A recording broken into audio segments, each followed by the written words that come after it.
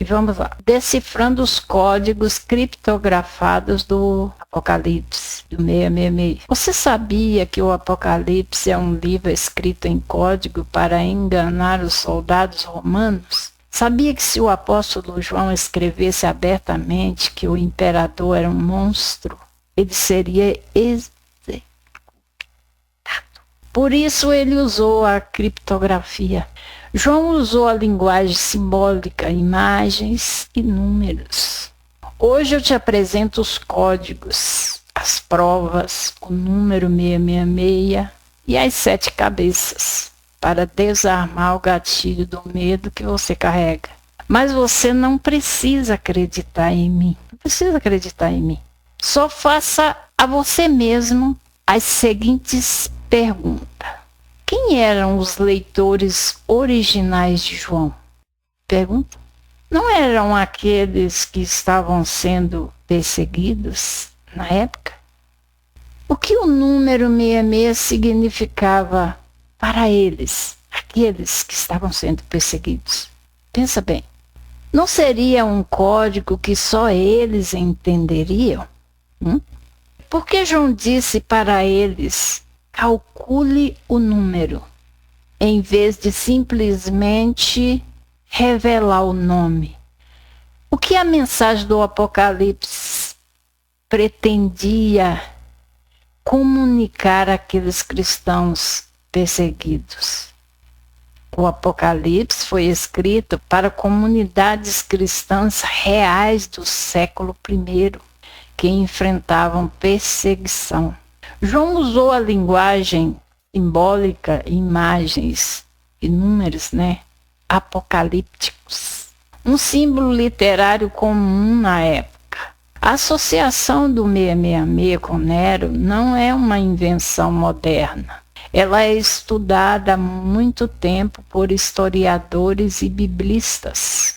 Os primeiros leitores de João provavelmente procuravam identificar personagens e acontecimentos do seu próprio contexto histórico, não teologias ou eventos de milhares de anos futuros. Não era para hoje. João estava escrevendo para comunidades específicas da sua época.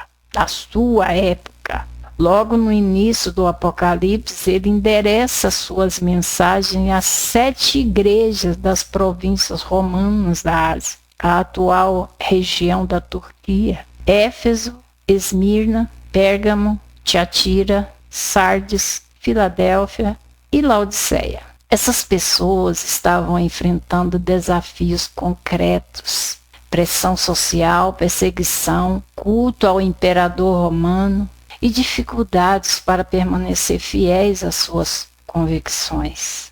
Era difícil. O foco principal do livro não é o medo, mas a perseverança e a esperança da vitória final do bem contra o mal. Como você vê, eles não tinham medo do que João escrevia, eles tinham medo de quem estava os perseguindo, não do que João estava escrevendo para eles. Como o povo tem medo hoje do que João escreveu. Eles não tinham. Eles tinham medo da perseguição que eles sofriam. Antes de falar sobre o número 666 do Apocalipse, pense nos dias de hoje, na censura, na internet. Você é livre para falar tudo o que quiser? Você pode postar tudo o que quer? Tem gente que pode, né? Eu, por exemplo, não posso. Não tenho essa estrutura financeira que possa me bancar. Dependendo do que vai falar, corre o sério risco de censura. A gente é censurado direto, né? Lembre-se que os cristãos daquela época eram sacrificados na maior crueldade, apenas por assumir a sua fé em um Deus invisível, mas que eles acreditavam existir. Você sabia que o Apocalipse é um livro escrito em código para enganar os soldados romanos? Se o apóstolo João escrevesse abertamente que o imperador era um monstro, ele seria executado. Por isso ele usou criptografia. A Bíblia diz que as 7 cabeças da besta são 7 montes, Sabe qual a cidade era mundialmente conhecida na antiguidade como a cidade das 7 colinas? Roma, a capital do império que perseguia os cristãos. E o famoso número 66, você sabe? Naquela época, as letras também valiam número. Se você somar os valores das letras do nome César Nero em hebraico, o resultado é exatamente 666.